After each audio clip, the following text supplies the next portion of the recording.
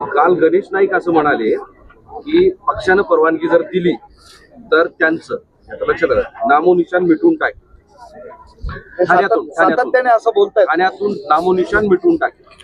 गणेश नाईक जे काही सातत्याने बोलतायत,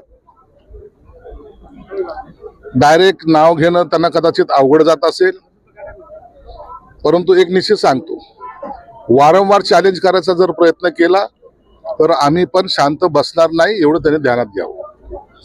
जिल्हा परिषदेच्या निवडणुका अर्ज मागे घेण्याचा उद्या शेवटचा दिवस. तुमच्याकडनं बंडखोर उभे आहेत 10-12, त्यांच्याकडनं 15-17 उभे आहेत, त्यांच्याकडे बी फॉर्म पण आहेत आणि युती पण झालेली आहे आपल्या जिल्ह्यात. जिल्ह्यामध्ये शिवसेना भाजपची युती निश्चित झालेली आहे, परंतु काही ठिकाणी जे काही बंडखोरांनी फॉर्म भरलेत, काही लोकांना आम्ही बी फॉर्म दिलेत, काही ठिकाणी भाजपने बी फॉर्म दिलेत. आज आणि उद्यापर्यंत त्यांना समजवण्याचा प्रयत्न करू.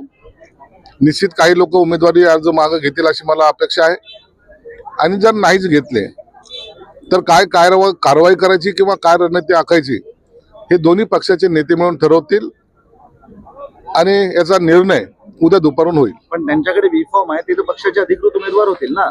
काही वेळेला काही ठिकाणी त्यांनी बेबी फॉर्म दिलेले आहेत, काही ठिकाणी आम्ही बेबी फॉर्म दिलेले आहेत. म्हणून आम्ही जर सामंजस्यपणाने जर होत असेल तर आम्ही मागे घेण्याचा प्रयत्न करू, नसता त्या ठिकाणी ज्या ठिकाणी बी फॉर्म दिलेले त्या ठिकाणी मैत्रीपूर्ण लढत होतील. धाराशिव मधला लक्षात आला असेल कालचा मुद्दा एबी फॉर्म, शिवसेनेचा एबी फॉर्म भाजपला वाटलेला, त्यामुळं पालकमंत्र्यांच्या समोर जवळपास 3 तास गोंधळ घातला सगळ्या शिवसैनिकांनी. धाराशिव मध्ये थोडा गोंधळ उडाल्याचा लक्षात आलेला आहे. त्या ठिकाणच्या शिवसैनिकांनी तक्रार केलेली आहे आणि त्याची दखल एकनाथ शिंदे साहेबांनी घेतलेली आहे.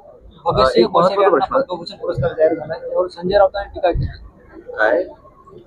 कोश्यारी यांना पद्मभूषण जो पुरस्कार जाहीर झाला, खरं तर त्यांचं अभिनंदन केलं पाहिजे. स्वतःच्या राजकारणा पलीकडे किंवा पक्षाच्या राजकारणा पलीकडे जाऊन महाराष्ट्राच्या माजी राज्यपालाला जर असा पुरस्कार मिळत असेल तर त्यांचं आम्ही स्वागतही करतो आणि त्यांचं अभिनंदनही करतो. तुमचा एक मित्र पक्ष सातत्याने खंत व्यक्त करतो, एनसीबी महापालिकेत मोजलं नाही, कशात सत्तेत मोजत नाही, जिल्हा परिषदेतही बोलवलं नाही युतीसाठी, राज्यात सोबत आहोत आणि इतर ठिकाणी फक्त फरफटत आहोत.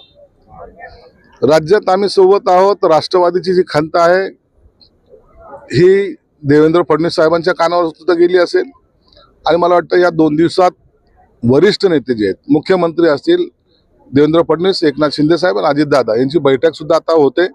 त्या बैठकीमध्ये याच्यावर निश्चितच विचार केला जाणार आहे. आधी एक विधान आलं मुंब्रा हिरवा करू, नंतर महाराष्ट्र हिरवा करू, आता भारत हिरवा करू असं म्हटलं जातंय. जाणीवपूर्वक निर्माण करणारे वक्तव्य निर्माण होतं. नाही, त्यांनी जे काही वक्तव्य केलंय त्याचा प्रत्येक समाज घटकांनी विरोध केलेला आहे.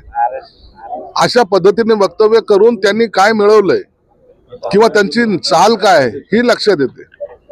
हा देश कुणा एका जाती धर्माचा नाहीये, हा देश कोणा एका माणसाचा नाहीये.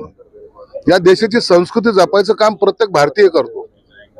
म्हणून त्यांनी केलेलं वक्तव्य मुसलमान समाजाला सुद्धा आवडलेलं नाही, परंतु मस्ती आणि असलेली त्यांच्यामुळे असलेली गुरुमी हे आम्ही सर्वजण निश्चित काढू. त्याची चिंता आम्ही करत नाही. किती आव्हान द्यायची दे, एकदा जर रस्त्यावर आलो तर मग त्यांना पळती भुई थोडी होईल.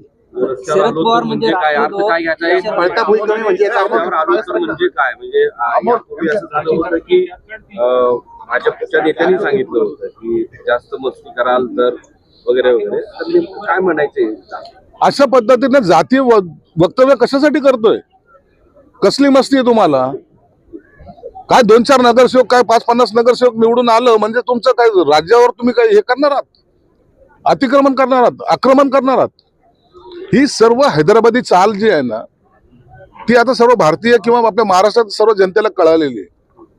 असं वक्तव्य करून जाती धर्मामध्ये तेढ निर्माण तो करतोय, आणि हे तेढ निर्माण करणं म्हणजे जातीमध्ये संघर्ष पेटवणं आहे. म्हणून त्याच्यासाठी प्रत्येकाने त्याचा विरोध केला पाहिजे, आणि म्हणून आम्ही तर निश्चित करू, परंतु संघर्ष करायची वेळ आली तर आम्ही संघर्षही करू. पण हे प्रकरण कायद्याच्या मध्ये पोलिसांमध्ये तक्रार देणं किंवा अशा गोष्टीपर्यंत का जात नाही? कारण काय असं जर नुसतं आरोप प्रत्यारोप राहिले तर त्याचं मुळामध्ये त्याची तक्रार केलेली आहे. जी नगरसेविका निवडून आली तिने माफीनामा सुद्धा दिला, परंतु तिथे जाऊन त्यांना तिला उचकवणं, त्या स्टेटमेंट पासून पुन्हा घुमजाव करणं, हे अशा पद्धतीचं जे करायचा प्रयत्न करतायत की तू आता हे भडक विधान असंच राहू दे, हे जे काही दबाव तंत्र वापरायचा प्रयत्न करतायत त्याचा आम्ही निषेध करतो. शरद पवार म्हणजे राष्ट्रवादी महाराष्ट्र आणि संभाजी भिडे म्हणतात.